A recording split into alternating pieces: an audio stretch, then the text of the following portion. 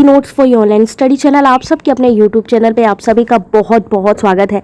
यहाँ पर आज एक इम्पॉर्टेंट टॉपिक के बारे में डिस्कस करने वाले हैं जो कि यूजीसी नेट पेपर 1 में ट्रेंडिंग टॉपिक हो चुका है, जो कि है आपका साहित्यिक चोरी से जुड़ा हुआ।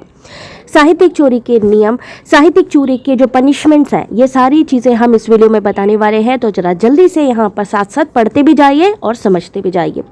तो साहित्यिक चोरी, जिसे कि इंग्लिश में हम क्या कहते हैं, प्लेगरिज्म कहते हैं, किसी अन्य व्यक्ति के द्वारा किए गए कार्यों, विचारों, शैली की नकल करके अपनी मौलिक रचना के रूप में प्रदर्शित करना। यानी आपने किसी और के काम को अपना नाम दे दिया, उसकी मौलिक कृति को अपना नाम दे दिया है, तो इसे क्या माना जाएगा, साहित्यिक चोरी। साहित्यिक चोरी केवल लिखित रूप में नहीं होती है, ये बौद्धिक संपदा, याद रखिए यहाँ से स्टेटमेंट वाले क्वेश्चन भी आ सकते हैं। साहित्यिक चोरी केवल लिखित रूप में ही नहीं, ये बौद्धिक संपदा जैसे कि संगीत, चित्र, वीडियो, यहाँ तक कि किसी नृत्य की कोरियोग्राफी पर भी लागू होती है। उच्चतर शिक्षा संस्थानों में एकेडमिक सत्यनिष्ठा को बढ़ावा देने के लिए साहित्यिक चोरी को हतोत्साहित करने के उद्देश्य से विश्वविद्यालय अनुदान आयोग ने एक विनियमन बनाया था 2018 के अनुसार। क्या क्या चीजें हैं यहाँ पे, चलिए बताते हैं।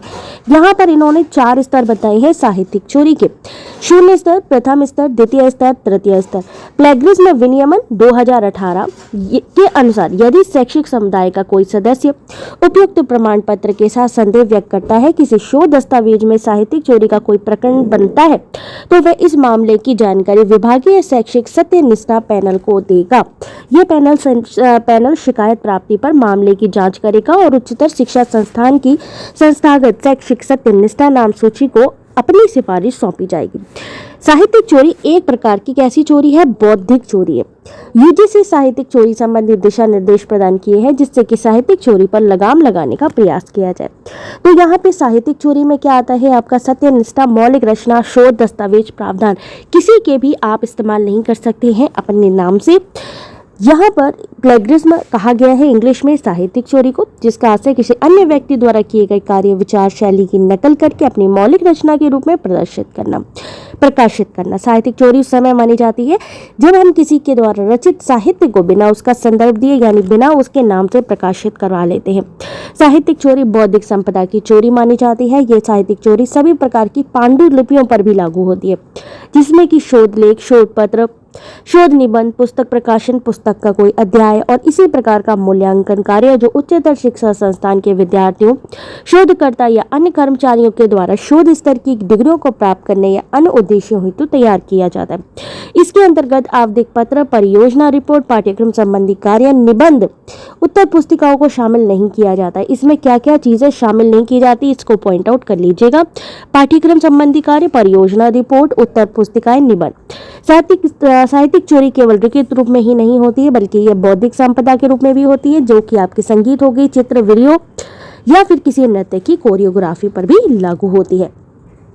उच्चतर शिक्षा संस्थानों में अकादमिक सत्यनिष्ठा को बढ़ावा देने के लिए साहित्यिक चोरी को हतोत्साहित करने के उद्देश्य से जो विनियमन लाया गया था वो है 2018। अब इसके अनुसार 4 तरीके के स्तर बताए गए। क्या क्या स्तर हैं? पहला स्तर है शून्य स्तर, ठीक है, पहला स्तर है शून्य स्तर। 4 स्तर हैं। पहला शून्य स्तर, जिसमें कि अगर आपका 10% तक कंटेंट या आपका जो साहित्य है 10% तक किसी के साथ मैच करता है।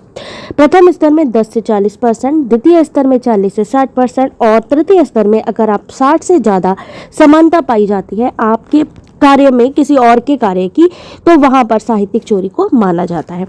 अब बात करते हैं कि शोध अध्ययन के उद्देश्य में साहित्यिक चोरी के मुख्य बिंदुओं को जानना, उच्चतर शिक्षा में साहित्यिक चोरी के संबंध में यूजीसी के नियमों का विश्लेषण, साहित्यिक चोरी के संबंध में दंड का प्रावधान, क्या क्या चीजें हैं यहाँ पे।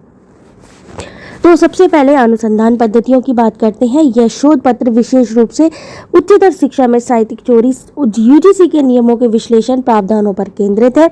इसमें आपका प्राथमिक, द्वितीय डेटा, पुराने शोध पत्र, शोध प्रबंध, पुस्तक, ये सारी चीज़ों को शामिल किया जाता है।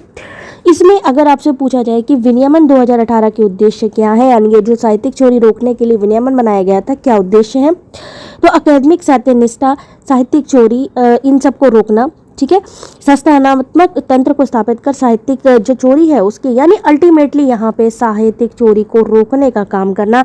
अगर आपकी समानता पाई जा रही है तो वहाँ पे दंडित भी किया जा सकता है, ठीक है। तो चलिए आगे बात करते हैं तालिका 2 की तरफ, यानी टेबल 2।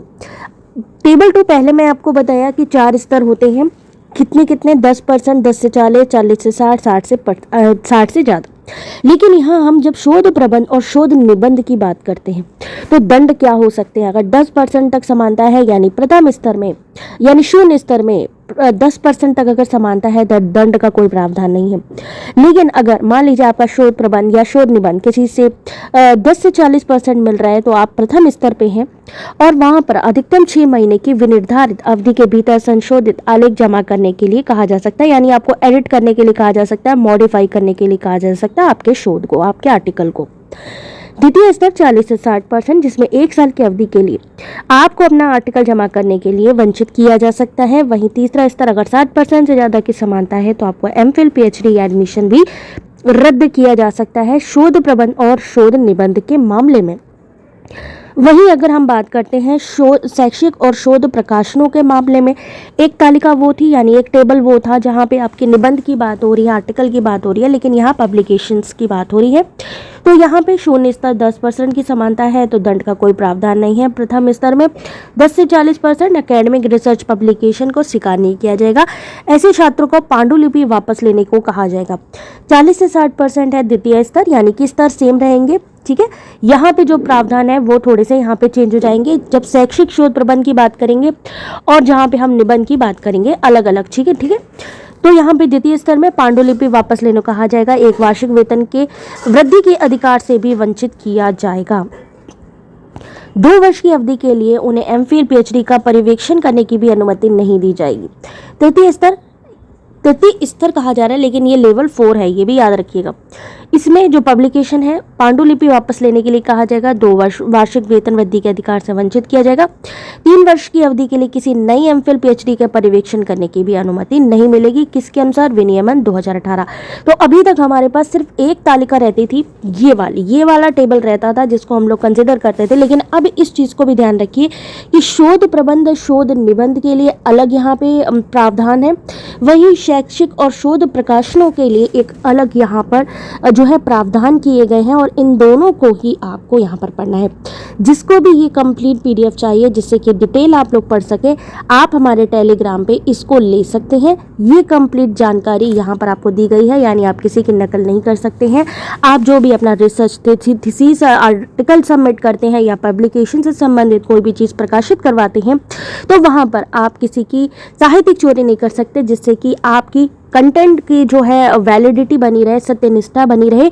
और बाकी अगर आपके कोई क्वेश्चंस हो प्लेगरिज्म से रिलेटेड तो भी आप हमें कमेंट करके पूछ सकते हैं। बाकी ये पूरा का पूरा पीडीएफ आपको हमारे टेलीग्राम पर मैं अभी शेयर कर देती हूँ, वहाँ से आप कलेक्ट कर सकते हैं। वीडियो अच्छा लगा हो तो वीडियो को एक बार लाइक शेयर ज़रूर करिएगा। Thanks for watching.